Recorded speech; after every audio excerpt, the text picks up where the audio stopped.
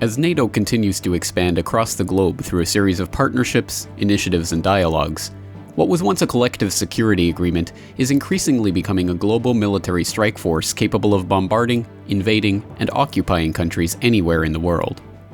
Through STOP Nato International, activists like Rick Rozoff are performing the thankless task of raising awareness of the growing threat to the world that NATO represents. This is the GRTV Feature Interview with your host James Corbett and our special guest, Rick Rozoff. Well, it is a pleasure to chat with you because you are a fount of knowledge on matters geopolitical, so it is great to be able to pick your brain. But unfortunately, we are not talking about a happy subject today. We are talking about the growing expansion of NATO around the world. Its growing threat in various theaters is sometimes in surprising ways for something that claims to be a North Atlantic Treaty Organization. And we've touched on this issue in some of our previous conversations, but I wanted to draw this out in greater detail today. Let's start by talking about some of the ways that the North Atlantic Treaty Organization is beginning to branch out into areas that are far, far beyond its original purview and mandate. Let's talk about some of where is NATO expanding to these days, and what kinds of alliances is it forming around the world?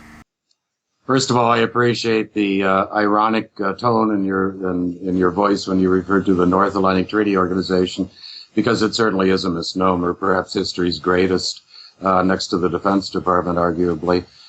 The 12 founding members of NATO in 1949, 63 years ago, in fact, all shared coastlines on or fairly near the North Atlantic Ocean. The organization, as you know, has expanded in the interim to 28 full members, actually increasing by 75% in the decade between 1999 and 2009, where the U.S.-led military bloc went from 16 countries to 28 countries. Of those 16 new additions, or of those 12 new additions, rather, none of them are anywhere near the Atlantic Ocean, north or otherwise. But in the interim, in the post-Cold War era, in the last 21 years, we've also seen the expansion of what NATO refers to as military partnerships, the largest of which is the Partnership for Peace, which was employed to groom the 12 new members that entered the alliance as full members between 1999 and 2009. But it currently has in excess of 20 members. And then there are a number of other regional military partnerships, such as the Mediterranean Dialogue, which takes in North Africa and the Middle East. To date, there are 7 countries. There are Mauritania, Morocco, Algeria, Tunisia, Egypt, Jordan, and Israel. Libya has already been marked for membership since the overthrow of the government there following NATO's air war of last year. And if NATO, U.S. and NATO have their way, Syria and Lebanon would likely join the Mediterranean Dialogue NATO military partnership. So that takes care of almost the entire Mediterranean basin. In 2004, at the NATO summit in Istanbul, Turkey, yet another partnership was launched, it's an eponymous one. It's called the Istanbul Cooperation Initiative, and includes formally 4 of the 6 members of the Gulf Cooperation Council in the Persian Gulf. That is all except Saudi Arabia and Oman, but the latter 2 are also involved in varying degrees in that partnership. NATO would like, I'm sure, to incorporate nations like Iraq and Yemen in the Gulf Cooperation Council as well. But earlier this year, ahead of the summit in Chicago in May, NATO launched a non-geographically specific, if you will, global partnership called Partners Across the Globe, which to date takes in Asia-Pacific countries in the broadest sense of Asia, including Iraq, Afghanistan, Pakistan, Mongolia, Australia, New Zealand, South Korea, Japan, and more to come, no doubt. So if you tabulate those, if you add them all up, you're talking about somewhere in the neighborhood of 70 nations, which is, comfortably well over a third of the countries in the world. Now are either full members of or affiliates of a U.S.-controlled military bloc. To give, your viewers and listeners some comprehension of the scope and the scale of what's been perpetrated over the past generation. It is a remarkable expansion, and it does raise the question of whether or not there's an actual strategy behind this expansion. Is it expanding in certain key areas for certain reasons, or is it simply a quest to expand as far as possible? Yeah, that's a good question, James. Whether it's, inherent momentum that just pushes it forward. But I would suggest there's a broader, ultimately global geopolitical objective at work here. when NATO was set up in 1949, the following year, the United States, with a number of its, new NATO allies, entered into war in the Korean Peninsula. And, new NATO prospective nations, Turkey and Greece, for example, sent troops under U.S. command, nominally under United Nations command, in Korea and earned their spurs, if you will, and then shortly thereafter became full members of NATO. But what the United States did, in conjunction with Britain and France in a couple of instances, was to set up other regional military formations modeled after NATO, such as the Central Treaty Organization, formerly the Baghdad Pact, the Southeast Asia Treaty Organization, the Australia-New Zealand-U.S. Treaty Organization. But what we've seen in the post-Cold War era, since the end of the Cold War and the collapse of the Soviet Union and the Socialist Bloc, the Warsaw Pact, in its military configuration, is that the U.S. has not only revived and expanded NATO, but in many senses, rather than reviving those other military blocs which were modeled after NATO, has expanded NATO into a global role where it's in essence incorporating the various member states of the other military blocs I mentioned. Let's talk about some of the people who are supposedly on the other end of this gun barrel that NATO represents. And I suppose in this case, in the long term, we're talking about China and Russia. And we can see a coordinated strategy of containment that's happening around the globe, not only through NATO, but of course through all the military alliances that it contains under its umbrella. Let's talk about where Russia and China fall into this and how you expect this to be playing out in the future. You've identified, two of the three key targets of motivating or animating the creation of a global NATO, which are Russia and China. The third, of course, is Iran. And the creation of the Istanbul Cooperation Initiative in 2004 in the Persian Gulf was aimed squarely and exclusively at Iran. We have to be clear about that. The deployment in January of this year of an X-band transportable interceptor missile radar facility in Turkey, which is part of the NATO, U.S. and NATO so-called European Phase Adaptive Approach, Son of Star Wars missile shield, is also aimed, nominally at Iran, and in fact, in part, it's also aimed at Russia. So the three countries on the Eurasian landmass that present, any sort of impediment to plans by the United States and its Western and Eastern and Persian Gulf allies for global domination are, in fact, the two you've mentioned, Russia and China, Iran being the third. And the expansion of NATO, if you watch, where it's happening, initially, of course, it was irrefutable that the expansion of NATO into the incorporation, rather, of 12 new members, all of them in Eastern Europe, from the Baltic Sea to the Black Sea, was, of course, an initiative aimed at the encirclement of Russia, which in large part has been accomplished. It's now China's turn.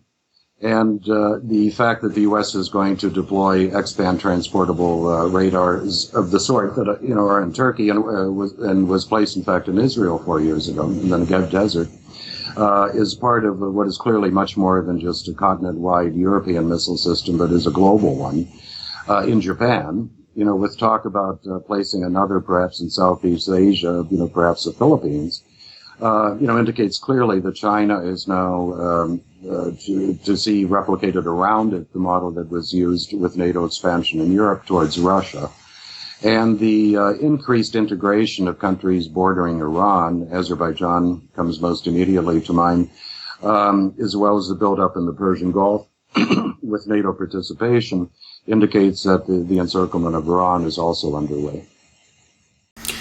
The picture that's being painted is a particularly bleak one because it seems that there are no countervailing forces against this move towards confrontation between the major military powers, and it seems like an inevitable process at this point. But do you see anything that's happening on the geopolitical stage that would be any sort of counterbalance to what we see in this growing NATO confrontational stance? It's a very probing and valuable question. I guess I should emphasize, as I think is implicit in your question, that, any sort of resistance at this point is not only welcome, but it's bold and it's, something maybe not to have been anticipated, considering the fact that the West, the U.S. in the first instance, has had 21 years to consolidate its grasp, of power throughout the world, in the face of no, viable, challenger. With the breakup of the Soviet Union, the U.S. was, pretty much at an open road to extend its military tentacles throughout the globe, which in fact it has done. But a couple of developments that haven't, I think, been properly taken note of, James, that are worth looking at, is the fact that the head of the Pakistani military recently returned from a visit to Moscow. The foreign minister of Pakistan was recently in Russia as well. And we've seen statements emanated at the meeting of the foreign ministers of Russia and Pakistan recently asserted a common position in relation to the events in Syria, which is to say, condemning any attempts at foreign intervention, which would be a combination, of course, of the U.S. and its NATO allies, with its Persian Gulf allies like Qatar, United Arab Emirates, and Saudi Arabia.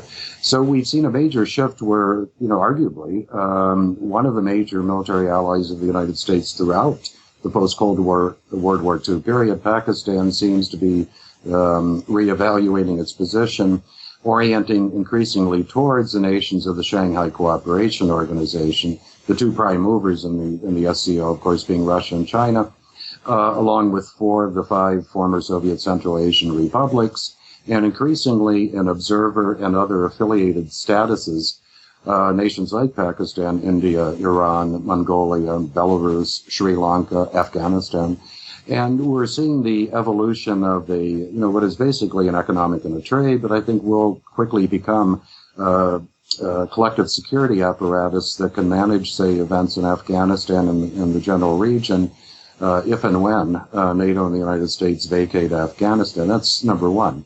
Number two, we've seen no one less than the head of state of Iraq, Prime Minister Nouri al-Maliki, go to Russia last week, where not only did he sign an arms deal with Russia for something in the neighborhood of $5 billion, but he openly and explicitly warned NATO not to become involved in Syria.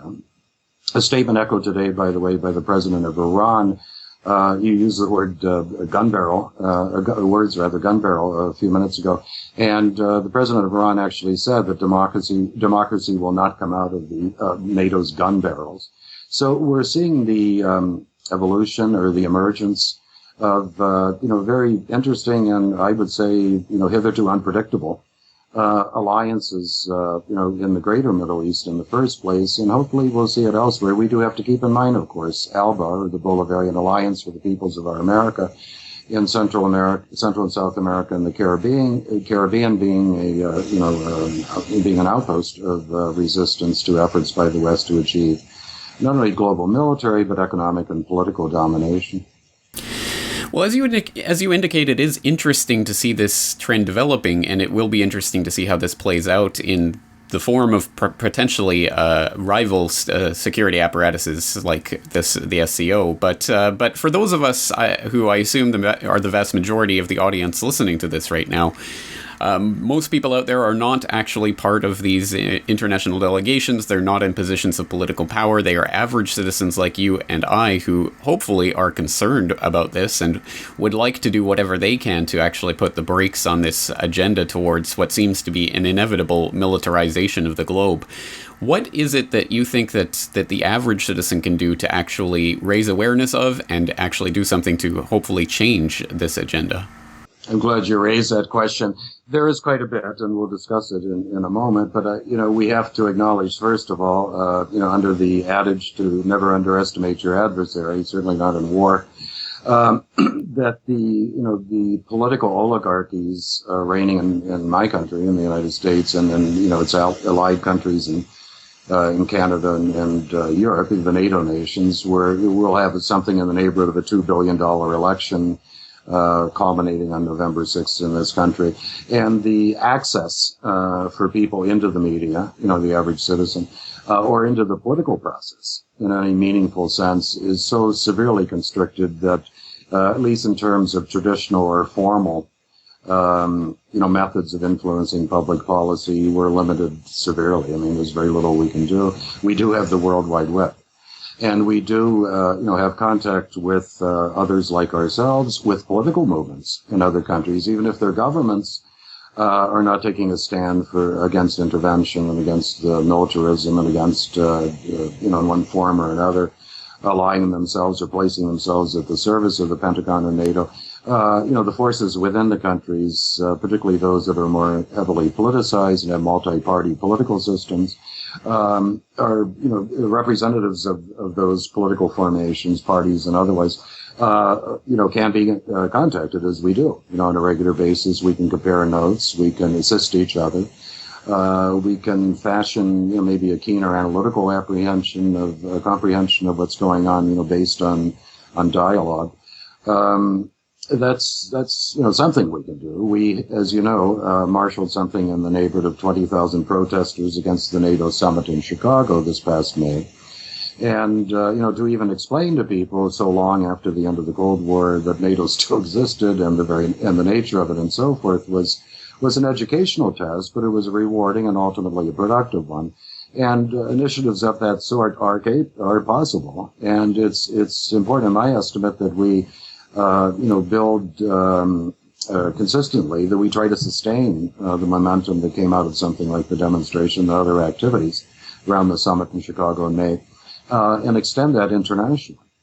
We want a world without war. We want a world without militarism. We want a world that doesn't want to wake up tomorrow morning and hear that yet another country has been bombed or attacked. And I'm sure the overwhelming preponderance of the human race feels similarly and are not having their voices heard or their sentiments reflected. And, we need to have not only informationally, but organizationally and politically.